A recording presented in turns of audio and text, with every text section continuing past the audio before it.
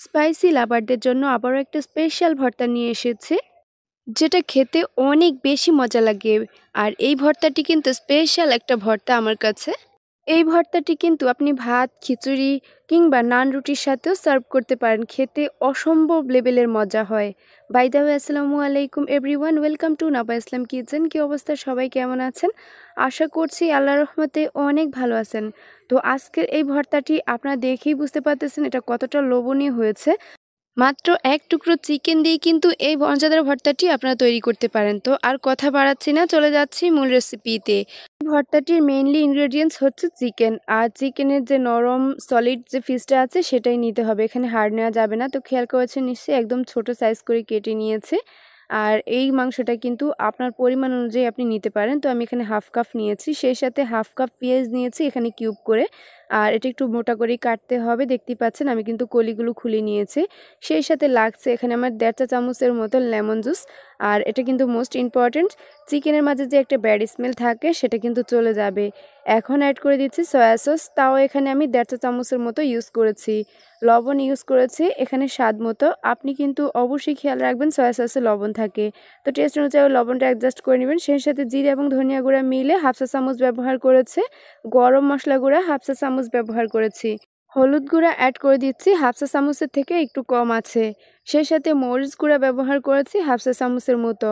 এই ক্ষেত্রে কিন্তু ঝাল আপনার টেস্ট অনুযায়ী ব্যালেন্স করতে পারেন, তবে একটু এই ভর্তাটির স্পেশালিটি হচ্ছে ঝাল, মানে একটু ঝালের পরিমাণটা বাড়িয়ে দিলেই খেতে ভালো লাগে। সেই সাথে আদার পেস্ট নিয়েছি হাফ চা চামচ, রসুনের পেস্ট নিয়েছি হাফ চা চামচ। এখন সব কিছু হাত দিয়ে ভালো করে মিক্স করে নিচ্ছি। তো মোটামুটি হাত দিয়ে আমার মিক্স করা হয়ে গিয়েছে। আর এটা আমি ম্যারিনেট করব 2 থেকে আড়াই ঘন্টা। মোটামুটি এখানে আমি আড়াই ঘন্টা এটা ম্যারিনেট করে রেখেছিলাম। এই ছোট টিপসগুলো কিন্তু অবশ্যই ফলো করবেন। তো এখানে আমি চলে এসেছি আড়াই ঘন্টা পর কিচেনে। এটা ফ্রাই প্যানে এখানে সরিষার তেল নিয়েছি 1.5 টেবিল চামচ পরিমাণের মতো। অবশ্যই কিন্তু এটা সরিষার তেল অ্যাড করতে হবে। তো আমি শুকনো কিছু মরিচ ভেজে নিয়েছি, সেই সাথে এখানে আগে থেকে ম্যারিনেট করা চিকেনটা এখানে অ্যাড করে দিয়েছি। আর চিকেনটা ম্যারিনেট করার ফলে কিন্তু একদম তান্দুরি একটা ফ্লেভার চলে আসবে।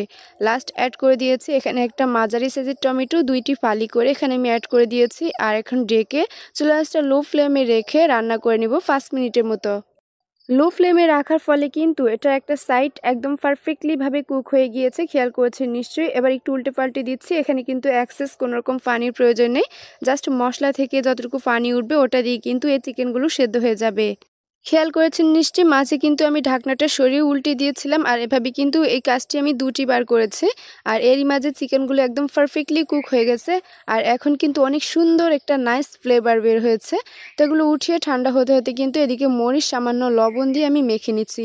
সামান্য লবণ দিয়ে মরিচ মাখলে কিন্তু একেবারে গুঁড়ো হয়ে যায় খুব দ্রুত। সেই সাথে এখানে কাঁচা পেঁয়াজ ব্যবহার করেছি মাঝারি সাইজের 2টি। তো আমি যেহেতু কাঁচা পেঁয়াজের ভর্তা খেতে অনেক বেশি পছন্দ করি, এজন্য আমি এখানে কাঁচা পেঁয়াজ অ্যাড করছি। এবার আমি কিন্তু টমেটোগুলো অ্যাড করে দিয়েছি আর উপরের খোসাটা আমি ছাড়িয়ে নিচ্ছি। প্রচণ্ড গরম ছিল, এজন্য আমি ধরতেও সমস্যা হচ্ছে। এরপর কিন্তু আমি আস্তে আস্তে করে এটা মেখে নিয়েছি। আর এখন কিন্তু এই ভর্তাটা দিয়েও আপনি ভাত খেয়ে ফেলতে পারবেন। সব কিছু কিন্তু ভালো করে মাখামাখি হয়ে গিয়েছে। লাস্ট অ্যাড করে দিয়েছি এখানে যে চিকেনগুলো। আর চিকেনগুলো এত বেশি সফট ছিল, আপনারা দেখেই বুঝতে পারতেছেন। এটা কিন্তু আমি ভেজে নেওয়ার পর অনেক বেশি হার্ড হয়ে যায়নি।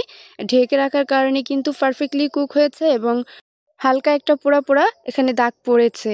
আর এটা খেতে অনেক মজা লাগে। সব কিছু আবারও ভালো করে হাত দিয়ে মিক্স করে নিয়েছে। আর লাস্ট অ্যাড করে দিয়েছি এখানে ধনিয়া পাতা, যেটা এই সিজনে কিন্তু মোস্ট ইম্পর্টেন্ট। সুন্দর একটা ফ্লেভারের জন্য অবশ্যই আপনি ধনিয়া পাতাটা অ্যাড করবেন। জাস্ট এখন আমি এটা সার্ভ করব। আর এটা আমি গরম ভাতের সাথে খেয়েছিলাম, অসাধারণ লেগেছিল। একবার ট্রাই করে অবশ্যই দেখতে পারেন। শুধুমাত্র এক টুকরো চিকেন থাকলেই আপনি এই মজাদার ভর্তাটি ট্রাই করতে পারেন। ভিডিওটি কেমন লেগেছে অবশ্যই কমেন্ট করে জানাবেন। ভালো লাগলে একটি শেয়ার করে দিবেন। আজকের মতো এখানে বিদায় নিচ্ছি। আল্লাহ হাফেজ।